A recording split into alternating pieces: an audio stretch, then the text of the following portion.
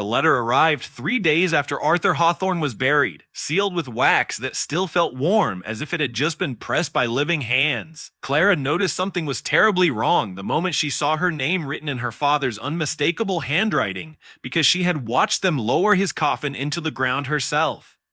A cold wind moved through the hallway even though every window was shut, carrying a faint smell of damp earth from somewhere deep inside the house. When she broke the seal, a single line made her blood turn to ice. If you are reading this, it means the house has chosen you next. At that exact second, the church bell rang without anyone touching it, and Clara realized her life had already begun to follow the words written on the page. The letter found after his death changed everyone's life. The rain began before dawn, a slow, cold drizzle that coated the town in silver. Every rooftop glistened, every street smelled of wet dust and rusted iron. By noon, the church bell tolled 13 times. No one knew why. The bellkeeper swore he rang at only 12. People whispered as they gathered outside the old Hawthorne house, a house that had stood longer than memory. Tall windows, peeling paint, black shutters that creaked even when there was no wind. Inside lay the body of Arthur Hawthorne, 78 years old, found seated in his study chair, back straight, eyes half open, as if death arrived quietly and asked permission to sit beside him. Clara Hawthorne stood near the doorway, Arthur's only daughter. Her fingers trembled against the wooden frame. The smell inside the house felt wrong.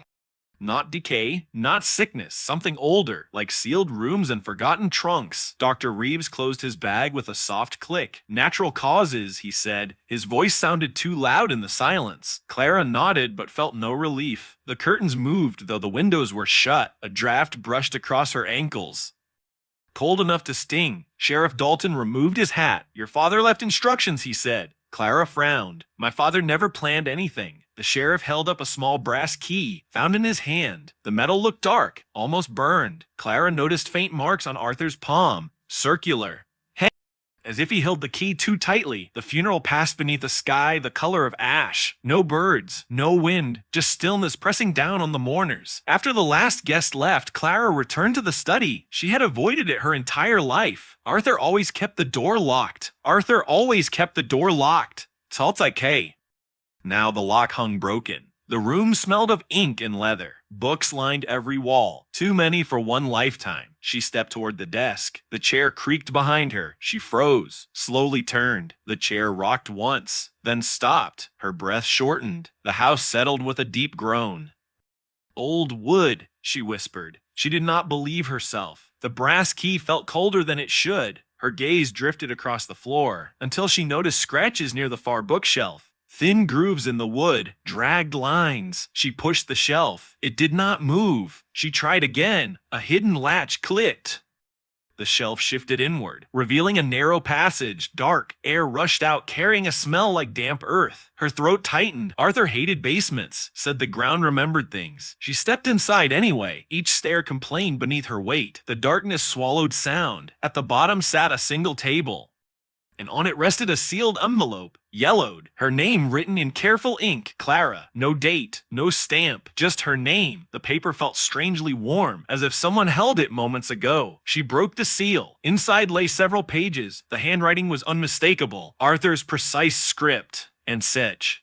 She began to read aloud without realizing. "My dearest Clara, if you are reading this, my heart has stopped and the house is finally awake." Her skin prickled. She glanced behind her. "Nothing but shadow," she continued. "You believed this house belonged to our family. That is not true. We belong to it." A drip echoed somewhere in the dark, slow, measured. She read faster. "In the winter of 1952, I found something beneath these foundations. I was younger than you are now, and foolish enough to open what should remain closed." Her pulse hammered. A faint vibration moved through the floor, like distant thunder trapped underground. There was a chamber deeper than any cellar. Inside stood a wooden crate bound with iron chains. No dust touched it, no rot claimed it. The air around it felt alive. Clara swallowed. Her mouth tasted metallic. She smelled it then. Rust, fresh rust. "When I broke the chain, the crate opened from the inside." Her fingers tightened on the page. There was no creature, only letters, hundreds of them, each addressed to someone who had not yet been born. A chill spread up her arms. The first letter carried my name. It described my life with terrible accuracy. My marriage, your birth, Even the day your mother would die. Clara's knees weakened. She gripped the table. I tried to burn them. The fire refused. I tried to bury them. They returned to the crate. Her breath grew shallow. Then I understood. The house does not predict the future. It feeds on it. The drip stopped. Silence expanded. Too complete, too heavy. Every letter must be read. When ignored, the house grows restless. When hidden, it becomes hungry. A low knock sounded from above. Once, twice, 3 times. Clara looked toward the stairs. Darkness remained unbroken. For decades I read them alone. I carried the weight so you would never know. But now the final letter has appeared. Her hands shook so violently the page rustled. It is addressed to you. The temperature plunged. Her breath fogged the air. You must read it. Before sunrise tomorrow. If you refuse, the house will choose another way to deliver its truth. A new envelope slid from beneath the pages. She had not noticed it before. Thicker, heavier. Her name again. The ink looked wet. She touched it. It smeared. Fresh. Impossible. Arthur had been dead 2 days. The wood above her cracked sharply. Dust drifted down like gray snow. She opened the second envelope. Inside was a single sheet. No greeting, no signature. Just lines. Clara Hawthorne will descend these stairs at precisely 9:14 in the evening. She checked her watch. 9:14. Her stomach twisted. Her hands will tremble, but she will continue reading. The paper rattled softly between her fingers. She will feel watched. A breath brushed the back of her neck. Warm, she spun around. Nothing stood there, yet the air carried a faint rhythm, breathing that did not belong to her. She forced her eyes back to the page. She will want to run. She will not run. The staircase groaned. One step compressed, then another. As if someone invisible began to descend, her voice came out as a whisper. Hello. No reply. Only the slow complaint of wood. She read on. Clara will learn that she was never Arthur's only child. Her heart stuttered. That was impossible. Before her birth, another daughter was chosen by the house. That child heard the letters before she could speak. She described voices inside the walls. Clara remembered an old photograph once hidden in a drawer. A toddler she never recognized. Arthur claimed it was a cousin. Her vision blurred. On the night the child turned 3, she followed a whisper into the lower chamber. Arthur found her seated beside the crate, smiling at something he could not see. A faint giggle floated across the cellar. Soft, small. Clara's blood froze. Stop, she breathed. The giggle answered again. Closer. She read, despite the terror clawing her throat. The child spoke one sentence before she vanished. She said, "The house finally knows my name." The lantern above flickered violently. Shadows lurched across the walls. Arthur sealed the chamber after that night. He pretended the child never existed, even to himself. Clara staggered backward. The table caught her hip. "I had a sister," she whispered. The breathing returned, directly beside her ear. She turned slowly. A small indentation pressed into the dust on the floor. Another. Tiny footprints forming one by one. Approaching. Her hands nearly tore the paper as she continued. The house demands balance. One life for every letter unread. Arthur's death settled an old debt, now a new account begins. The footprint stopped inches from her shoes. The air shifted, heavier, expectant. Clara will wonder why she never heard the voices. The answer is simple. She did. Memories cracked open. Childhood nights. Whispers beneath the floorboards. Arthur telling her it was only pipes. Her pulse roared in her ears. But Arthur made a second bargain. He offered the house his silence in exchange for yours. Until tonight, the lantern went out. Darkness slammed down. Something brushed her ankle. Cold fingers. She screamed, but the sound died quickly, absorbed by the walls. She read the final lines by the thin light leaking from the stairwell. At 9:27, Clara will look behind her. She did not want to. Her neck moved anyway. Slow, helpless. At the far corner stood a shape. Small, crooked. Head tilted too far. 2 pale eyes reflected the faint light. A child's voice spoke. "You took long enough." Clara's lungs refused air. She dragged her gaze back to the letter. She will see what Arthur saw. She will understand why the letters must continue. The paper ended with one last sentence. Before midnight, Clara must write the next letter. Her hands shook uncontrollably. "I do not know the future," she whispered. The child stepped forward, each movement silent, unnatural. "You do now," it said. The table trembled. A blank sheet slid toward her. A pen rolled beside it.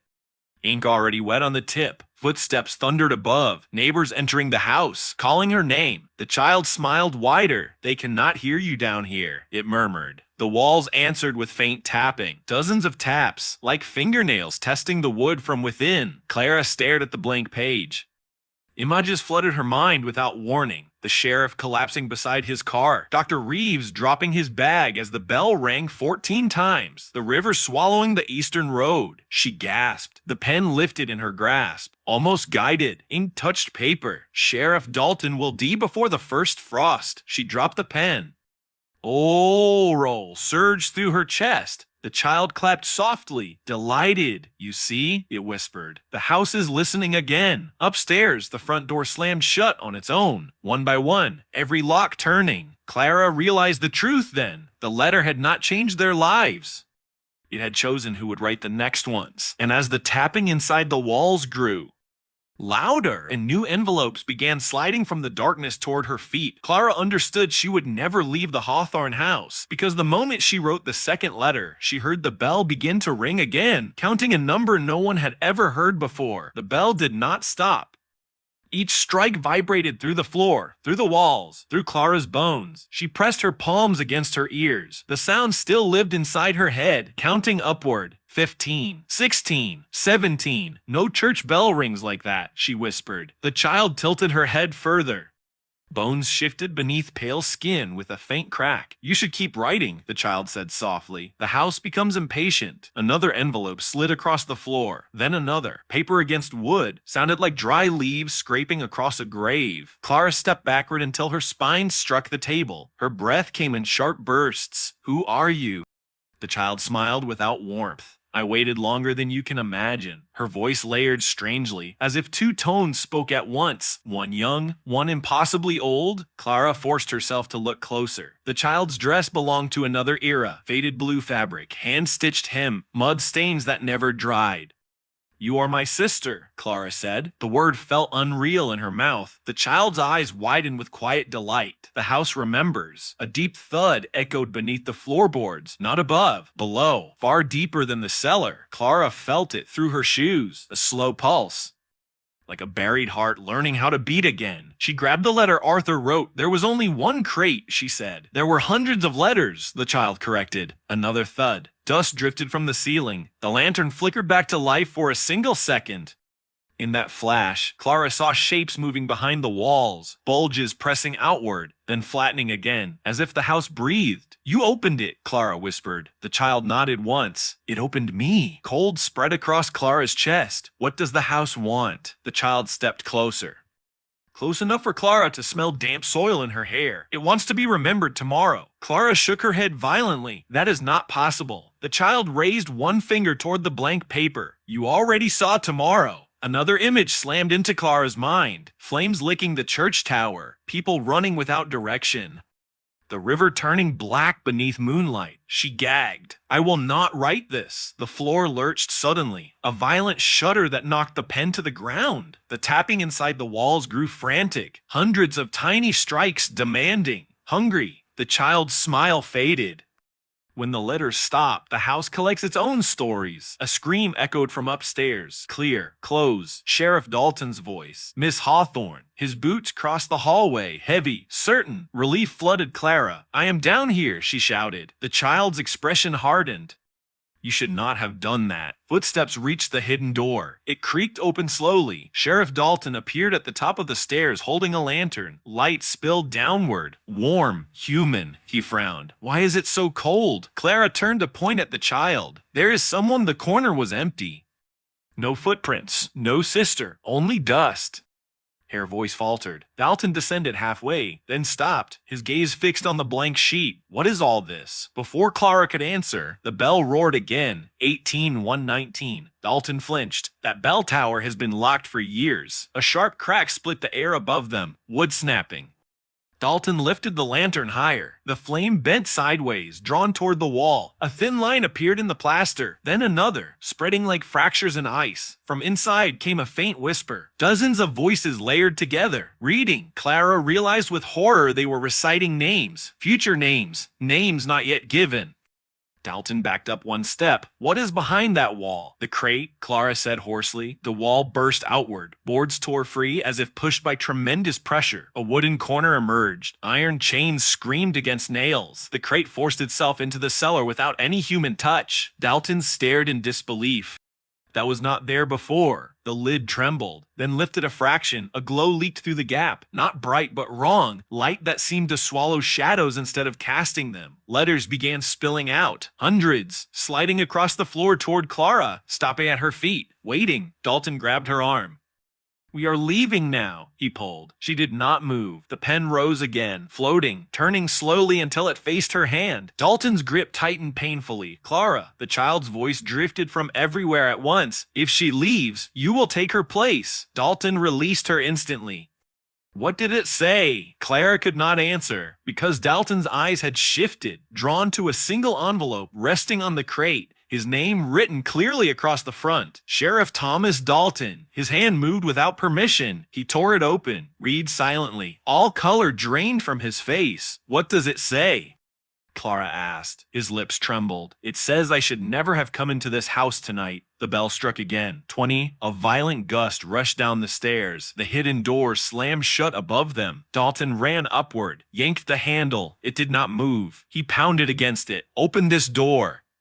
The wood remained unmoved. Behind them, the crate opened wider. Letters fluttered into the air, circling slowly, like pale birds learning to hunt. Dalton turned back toward Clara, terror finally breaking through his authority. "Tell me how to stop this." "You cannot," the child whispered from the darkness. She stood beside the crate now, watching him with ancient patience. Dalton saw her, stumbled backward. What in God's name she was chosen first? Clara said faintly. "And now you were invited." The sheriff's lantern shattered as it hit the floor. Darkness swallowed them again. Only the crate glowed. The child extended her hand toward Clara. "You must write before the next bell." Clara's thoughts raced wildly. If she wrote, the future hardened. If she refused, the house would write with lives instead of ink. The bell began its next strike. Slow, unavoidable. 21. Her fingers closed around the pen. Ink trembled at the tip. She leaned over the page, and as Sheriff Dalton's pounding weakened behind her, and the letters continued rising like a storm preparing to break, Clara understood the terrible inheritance Arthur had tried to carry alone. The house did not trap bodies, it trapped tomorrows. She lowered the pen and began to write the next life the house would claim.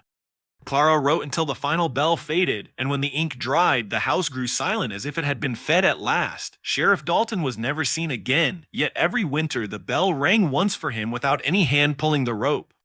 By sunrise, Clara understood she could no longer remember the sound of the world beyond the hawthorn walls, only the scratching of her pen and the quiet arrival of new envelopes. The child watched from the shadows with calm approval, no longer lonely now that the letters were being written again. Years passed, and the townspeople learned never to question why smoke curled from the chimney, though no visitor ever entered. One stormy night, a traveler knocked and found a single envelope waiting on the porch with his name written in fresh ink. Inside, the future had already been described in careful handwriting that did not tremble anymore. Far below the house, the buried heart continued its slow and patient beating, counting stories that had not happened yet. And in the study, Clara lifted her eyes as another blank page slid forward, her voice barely human as she whispered the words she had once feared. The house was awake, and now so was she.